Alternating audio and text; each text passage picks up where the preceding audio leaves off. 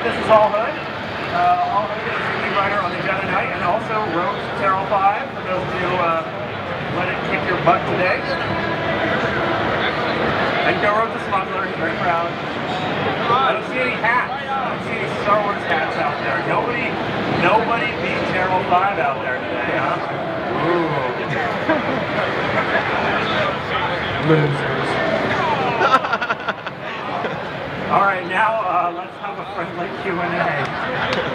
All right, here we got one back here. Where are you? All right, one back here. One question. You have more points on, say, the dark side and makes it look more evil and wrinkled. What if you don't want to look evil and wrinkled? Why were you evil? So the question is, if, which we've never said there was, but if we did the KOTOR thing because somehow we liked KOTOR, and we made you all nasty because you were evil, would we make that, the question is basically, would that be optional? We would never make your character look a way that you didn't want it to. Who's next?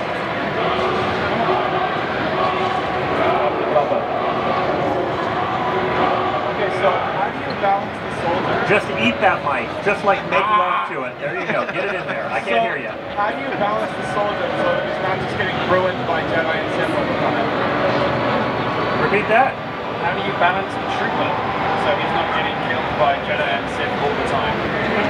So, to be clear, his question for the writers was, how do you combat balance the trooper so he's not getting owned by the Jedi? With it. I can take this. Okay, see, here's the thing. The Smuggler is so well written that he projects this awesome aura that just fans out and it just literally pushes Sith away.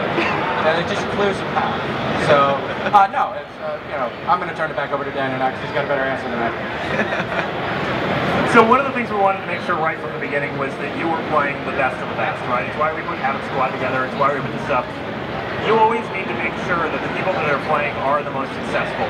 We see that, you know, Jango Fett, Obi-Wan can go toe-to-toe. We see that people apparently fear Boba Fett even though he can get killed by a blind man with a stick. I know he's not really dead, whatever, blah, blah, blah. But we know the best of the best did take out the Jedi. In fact, we know at one point, all the Jedi got wiped, apparently by some stormtroopers just kind of hanging out. So, you don't play a trooper. You play the best of the troopers. You play a very, very elite group of people out there doing it. And we just make sure that you've got all the skills and the abilities. And as far as actual combat testing, it's just testing. Alright, so Flashpoint dialogue. We go into that each time I play the Flashpoint. Will my dialogue options be the same if I'm the same class? So let's say the Jedi says something snarky and then it goes back to me. Will I always have the same options or can we branch out in that conversation frame?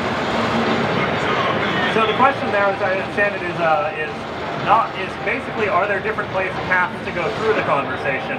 Not, do we randomize your dialogue all the time, which would be crazy. So yes, when you go through, there are several places you can take the conversation in a different direction. It's fun to have somebody. It's fun to have the Smuggler, you know, decide that he's going to hit on the NPC in the middle of it, and maybe he's successful, and they leave. And it fades to black, and they're back, and you're like, what? Okay, I guess I need, or somebody just makes the NPC super mad, and then, you know, your nice Jedi guy's got to be like, no, really. We're not going to eat your kid, it's fine. Like, don't answer that. So yeah, there's always new stuff to explore. And the group content tends to be a little bit more wild. It tends to be a little bit more silly in places because of exactly that. Every time groups get together and play, they kind of want to go to the extremes. They kind of want to play with each other and do crazy stuff.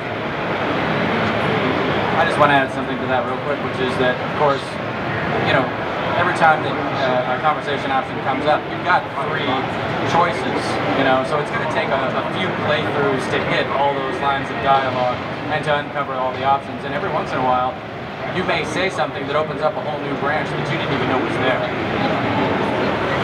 will also say something. Even if you're playing the same class, many choices you make in character create could change potentially your options, what gender you are, what race you are, etc., etc. You're not always going to have the same options necessarily. To be very clear for people who get specific, your species may change your options, not your race. Because that would be weird and creepy. So, what were some of the new writing challenges you faced having come from single-player games, making every player feel like they're the main character? Well, I guess neither of you came from single-player games. Yes, in training. So, for background, Paul Hood comes to us from about 20 years of Hollywood screenwriting experience, because he's old. Jessica comes to us, yes, he's old in a Marvel Comics cartoon way. He literally just has the gray stripe on either side. Jessica comes, and is also Star Trek aging. Jessica comes to us fresh out of school because she is a baby. So, when I moved over from single-player games and we got into it, one of the first things we realized was that everybody needed to have a story that made them feel heroic, that made them feel like they were on top of their game, and also it seemed just as heroic if you were a Jedi Knight or a smuggler. And what we realized is that meant we were going to have to tell specific stories. What you're excited about, somebody said yesterday, one of the questions was, how do you be heroic if you're not, the Jedi who's saving the world? And I said, is Indiana Jones not an epic heroic story? Right? Like, everything is about making it smaller and more important and more connected to what your class is about. So the trooper is winning the war. Right, the trooper is in the trenches. He is not worried about some Sith and his mega weapons and his crazy arcane Sith sorcery stuff. The smuggler is kind of going and getting crap for himself. The smuggler is like, he's more in sort of the Indiana Jones track of the like, hey, I'm gonna do some rad stuff. And the Jedi, they're out there doing what you would expect, well, the difference is basically that, well, the Jedi Knight might be, if there was, imagine in KOTOR, you're out there doing the whole thing, oh my god, now it's going to take everything out. But it turns out that there's a secret threat to the whole galaxy too, that only the consular knows about, because they're the one doing all the research and all the smart library time, right? So they're off doing that. So it's really about personalizing it all. Yes, library time, woo! Got the one guy who's always had the fantasy to be the great librarian. Yes, consular goes to a librarian and arcane scholar. I don't know. The one that's it? So it's similar, maybe in the same vein as the last question, but in comparison to, say, Mass Effect, how cinematically can the story play out for players given there's different species and so many options and variables within the world?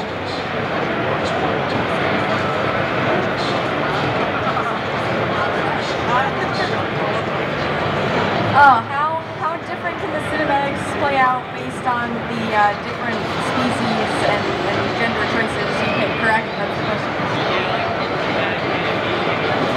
You have like that tight experience in Mass Effect with those set moments kind of in the story. No, I wouldn't say it limits you.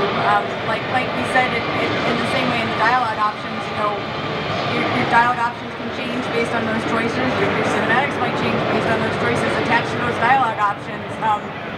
So you're going to have a pretty different experience, no matter which kind of character you make. One of the things that we always have to fight. So what happens is we write dialogue and then we write some crazy stuff, right? We write some crazy like, hey, if you pick this and then this and then this happens.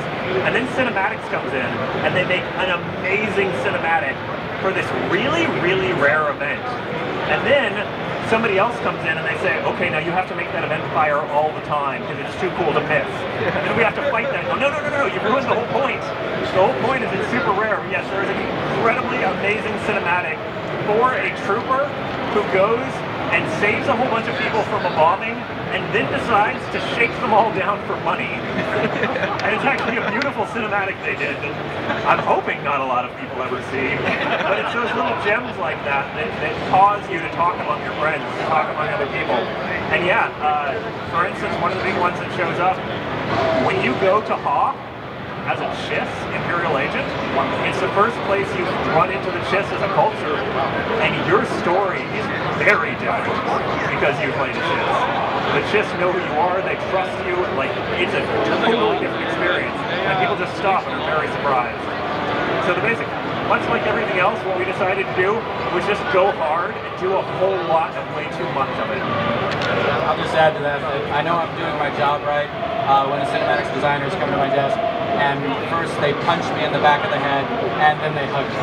So that's how it works. Punching them up. All right, so with all the emphasis on the personal story that you have with your player, how do you balance that with the fact that you have a massive player online game? Your personal story, how does that work with the personal story of somebody that you're playing with? So one of the big things that's important is we really, if you're trying to picture how the game plays, it's important to realize that at the beginning, it's almost all class content. Because you don't know who you are, you don't know what's happening, you don't know how to walk forward without falling over yourself.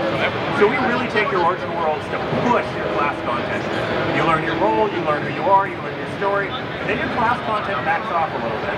It's always there. It's there from the beginning to the very end of the entire run of your levels. But multiplayer comes in more and more and more, right? So at the beginning, you're Luke, you're just hanging out with Obi-Wan, you're totally in your own story, you're doing your bit, you're getting trained, hey, we gotta go to thing.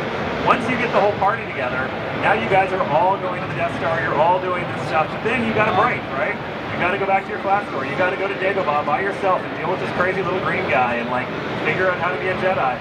You're all gonna get back together on Cloud City. We really did sit down and diagram out, as you can probably tell, the movies and how things worked and how it did, and really trying to make sure that in the end of the day, you're probably going to be spending, in the bulk of the later content, you're going to be spending maybe 10-15% of your time on class stuff. And it's important to remember, you can bring your friends with you, right? It might have been a very different experience if you had to put up with Han Solo being with you while you were talking to Yoda. All right, like somebody's going to be getting a little crap, but